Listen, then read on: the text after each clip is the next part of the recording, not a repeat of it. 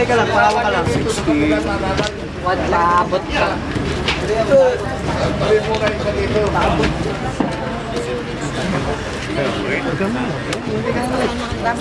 Ano mo? Lodi.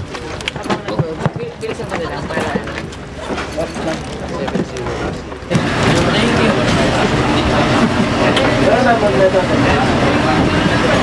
Baba. Pero ano, first sisig. First sisig yun, sa laman.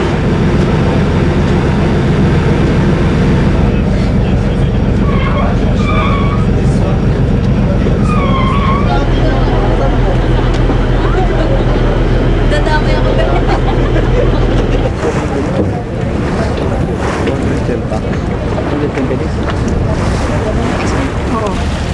Apat doon kayo sa portrait, maalam dyan. Kuya! Direk, bakit mo?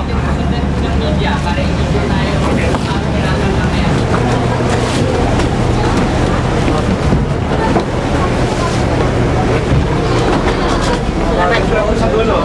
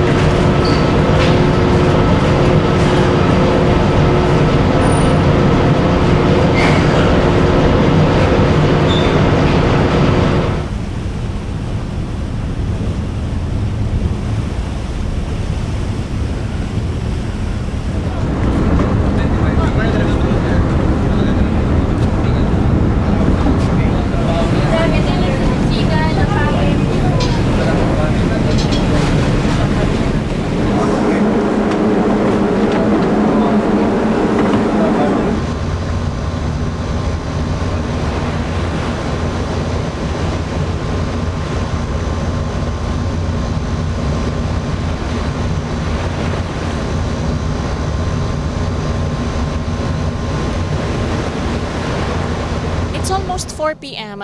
Today, Sunday, December 10, and we are still heading towards the vicinity of the Ayungin Shoal. We are aboard the MV Kapitan Felix Oca, which is the main ship of the Atin Ito civil group. Ngayon, may nakita kaming Chinese Navy na nasa horizon, bandang dulo nito, at behind us or behind me is the Philippine Coast Guard vessel who has been escorting us for the duration of our voyage. At bale, pwedeng dumami na ang mga makikita naming Chinese vessels dito simula ngayon. Nabalitaan din namin kanina after our lunch that the ML Kalayaan ship ay binangga at nasira daw ito kanina. Winotter cannon din daw ito. Kaya nagpalit ulit ng plano ang Atin Ito organizers. Ngayon, sabi ni Rafaela David, tuloy pa rin ang delivery of operations sa Lawak Island. Siguro po yung marami sa inyo narinig naman na yung balita at nakita rin kasi sobrang laki niya. So na-witness po natin na dinaanan tayo ng isang Chinese Navy, 173, parang yun yung identification niya. And we are in coordination with the Philippine Coast Guard and sila yung nag-confirm nun. That being said, ang advice nila ay proceed lang tayo sa mission natin sa Lawak. So, kasi naninindigan tayo muli na ang West Philippine Sea ay atin. So, tayo po ngayon ay magmimisa, of course, to also pray for also safety and for the campaign and mission na ating isinasagawa. So, yun, maraming salamat po.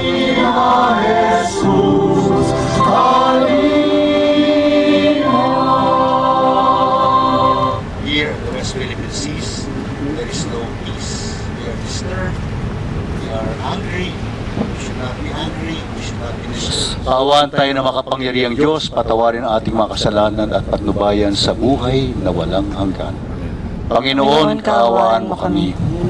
Kaawaan mo kami. Kristo, kaawaan mo kami. Kristo. Kristo, kaawaan mo kami.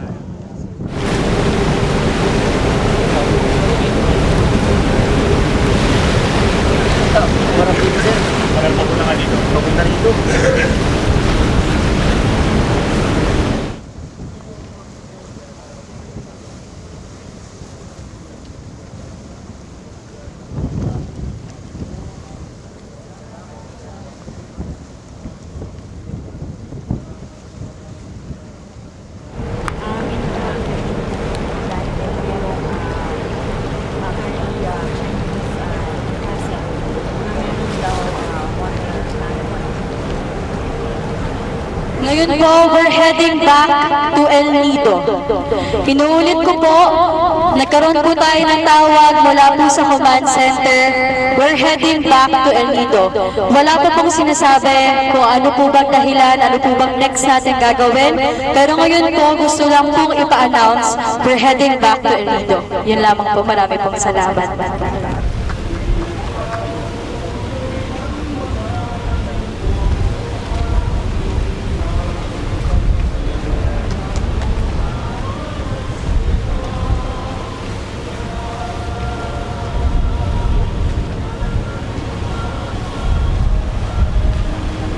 Of course, erring on the side of caution and in coordination sa Coast Guard and sa Kapitan ay nag-decide tayo na baka ikot muna tayo kasi nga talagang hindi lang tayo nakakita ng isang Chinese vessel pero medyo marami sila talagang pinalibutan tayo at syempre nakita natin na napakahalaga ng ating misyon dito na manindigan ang West Philippine Sea ay atin. Gayunpaman, again, erring on the side of caution in coordination sa ating Coast Guard at sa desisyon na rin ng Kapitan ay nag-decide po tayo na babalik muna tayo.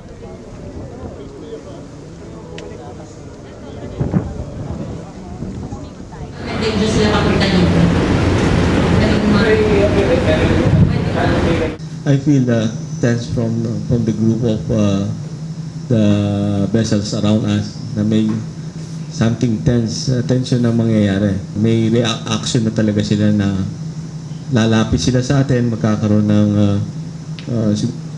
issues na to fire fire natin, mga tubig o ano. So, para maiwasan natin yung for safety reasons, so I decided to go back. And before I decided that to go back to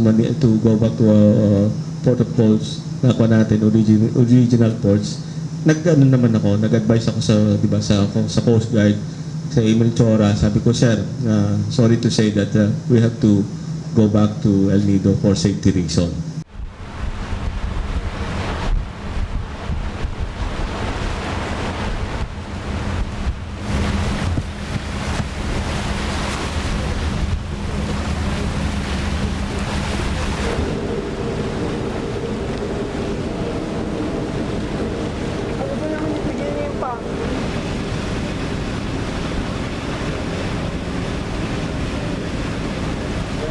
Project, huwag po na kayo tumigit na nag-mamaneuver pa ako, baka tamaan kayo ng propeller dyan.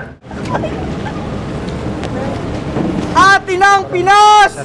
China Layers!